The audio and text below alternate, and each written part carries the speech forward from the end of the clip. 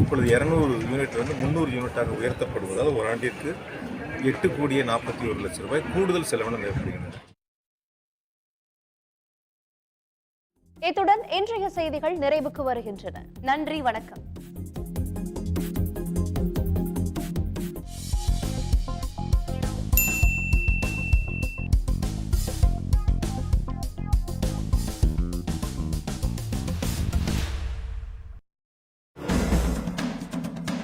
தமிழ்நாடு அரசியலில் அதிர்வுகளை ஏற்படுத்திய இடைத்தேர்தல்கள்.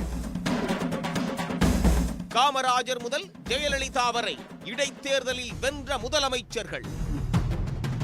தஞ்சை இடைத்தேர்தலில் போட்டியிட விரும்பிய இந்திரா காந்தி. ஜெயலலிதா போட்டியிட்ட இடைத்தேர்தல்களில் நடந்தது என்ன? திருப்பம் தந்த இடைத்தேர்தல்கள். குடியாத்தம் முதல் ஈரோடு கிழக்கு வரை இன்று இரவு 10:30 மணிக்கு உங்கள் சன் நியூஸ் தொலைக்காட்சியில் காணத் தவறாதீர்கள். வெயில் காலத்துல ஏசி நமக்கு